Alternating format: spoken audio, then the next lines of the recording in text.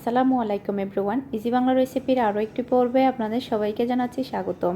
আজকে আমি আপনাদের জন্য নিয়ে এসেছি বাঙালিদের খুবই পছন্দনীয় একটি মিষ্টি রেসিপি, সেটা হচ্ছে স্পঞ্জ মিষ্টি। এটাকে অনেকে রসগোল্লা বলে থাকে। আমি খুবই সহজভাবে আপনাদের মাঝে তুলে ধরার চেষ্টা করেছি। আশা করছি আমার আজকের রেসিপিটা আপনাদের কাছে ভালো লাগবে। আমার এরকম নিত্য নতুন রেসিপি পেতে যারা এখনও সাবস্ক্রাইব করেননি আমার চ্যানেলটি, তাদের সবাইকে আমার চ্যানেলটি সাবস্ক্রাইব করার অনুরোধ রইল।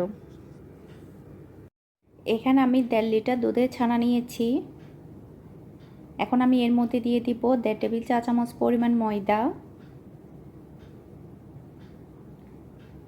দিয়ে দিব 1.5 টেবিল চা চামচ পরিমাণ চিনি।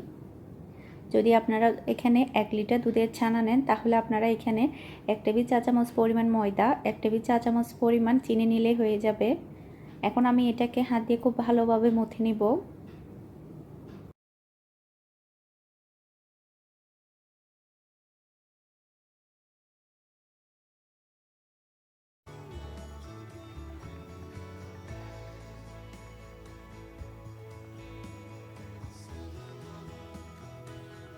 এটা হচ্ছে খুব ভালোভাবে মথা শেষ। আমি একটা ডোর মতো করে তৈরি করে নিয়েছি খুব ভালোভাবে মথে।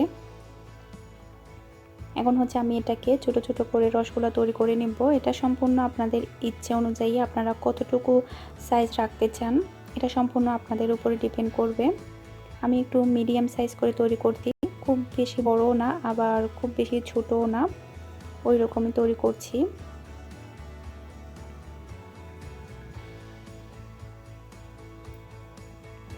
স্পঞ্জ মিষ্টি তৈরি করা কিন্তু অনেক সহজ। এখানে হচ্ছে সবগুলো তৈরি করা শেষ। 1.5 কেজি ছানার মধ্যে প্রায় অনেকগুলোই হয়েছে। এখন হচ্ছে আমি চিনি শিরাটা তৈরি করে নিব।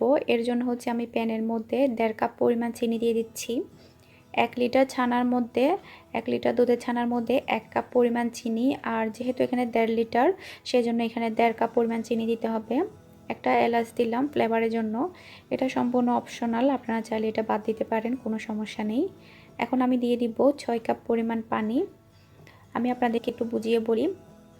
1 কাপ চিনির মধ্যে 4 কাপ পরিমাণ পানি, আর 1.5 কাপ চিনির মধ্যে 6 কাপ পরিমাণ পানি। পানিটা কিন্তু আপনারা মেপে দিবেন, তাহলে কিন্তু আর কম বেশি হবে না। অনেকেই বলে যে মিষ্টি তৈরি করার পরে শক্ত হয়ে যায়। এটার কারণ হচ্ছে এটা ছানাটা আমার চিনি শিরাটা ঘন হয়ে যায়। চিনি শিরা কিন্তু কখনো ঘন হওয়া যাবে না, পাতলাই হতে হবে। কখনো চিনি শিরা ঘন হওয়া যাবে না। চিনি শিরা যদি ঘন হয়ে যায় তাহলে সেই মিষ্টিটা কিন্তু শক্ত হয়ে যায়। এখন হচ্ছে একটা বলক আসা পর্যন্ত আমি অপেক্ষা করব। শুধুমাত্র একটা বলক চলে আসলেই হবে। চিনি শিরাটা কিন্তু ঘন করতে হবে না, পাতলাই লাগবে আমাদের চিনি শিরাটা। চিনি শিরার মধ্যে একটা বলক চলে এসেছে। এখন হচ্ছে সবগুলো মিষ্টি আমি দিয়ে দিচ্ছি। আসলে মিষ্টি তৈরি করা এতটাই সহজ বলার মতো না, একদমই কম ঝামেলা। তারপরে হচ্ছে খুব বেশি উপকরণও লাগে না, অল্প সময়ের মতো হয়ে যায়। কিন্তু কিছু টিপস ফলো করতে হয়। যদি আপনারা কিছু টিপস ফলো করেন তাহলে আপনারা প্রথমবারে সাকসেস হবেন মিষ্টি তৈরির ক্ষেত্রে। সবগুলো মিষ্টি দিয়ে দিলাম। এখন হচ্ছে আমি এটাকে ঢাকনা দিয়ে ঢেকে রাখবো টোটাল হচ্ছে 20 মিনিটের মতো। আর চুলাটা কিন্তু মিডিয়ামে থাকবে। এর মধ্যে কিন্তু আমি একবারও ঢাকনাটা উঠাবো না। নেড়ে ছেড়ে দেওয়ার কোনোই প্রয়োজন নেই, কারণ মিষ্টিগুলো তো গোল, এগুলো কিন্তু অটোমেটিকলি ঘুরতে থাকবে। নেড়ে ছেড়ে দেওয়ার কোনোই প্রয়োজন নেই। আর চুলার আঁচটা কিন্তু মিডিয়ামে থাকবে, সেদিক দিয়েও কিন্তু আপনারা লক্ষ্য রাখবেন। এখন ফিরে আসছি টোটাল 20 মিনিট পর। 20 মিনিট পর আমি ঢাকনাটা উঠিয়ে নিচ্ছি। এখন আপনারা কিভাবে বুঝবেন মিষ্টিটা পারফেক্টভাবে হয়েছে কিনা, সেটা বোঝার একটা আমি টিপস আপনাদেরকে দেখিয়ে দিব। এখানে হচ্ছে আমি নর্মাল পানি নিলাম, এটা কিন্তু নর্মাল পানি। তো আমি নর্মাল পানির মধ্যে একটা মিষ্টি নিয়ে পানির মধ্যে দিয়ে দিব। দেখুন মিষ্টিটা কিন্তু পানির মধ্যে ডুবে আছে, তার মানে বুঝতে হবে মিষ্টিটা হয়ে গিয়েছে। যদি মিষ্টিটা বেশি থাকে তাহলে আপনারা আরও 5 মিনিটের মতো মিষ্টিটাকে কুক করে নেবেন, তাহলে হয়ে যাবে। এটা হচ্ছে সবচাইতে সহজ পদ্ধতি মিষ্টিটা সেদ্ধ হয়েছে কিনা। আপনারা এভাবে চেক করে নেবেন মিষ্টি তৈরির ক্ষেত্রে, তাহলে আর বুঝতে সমস্যা হবে না।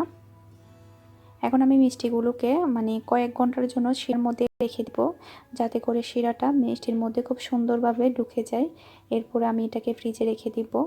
আপনাদেরকে আমি পরিবেশন করে দেখাচ্ছি কয়েক ঘন্টা পর। আমি একটা বাটির মধ্যে মিষ্টিগুলো নিয়ে নিয়েছি। এখন আমি আপনাদেরকে একটা কেটে দেখাবো এটা কতটা স্পঞ্জি হয়েছে।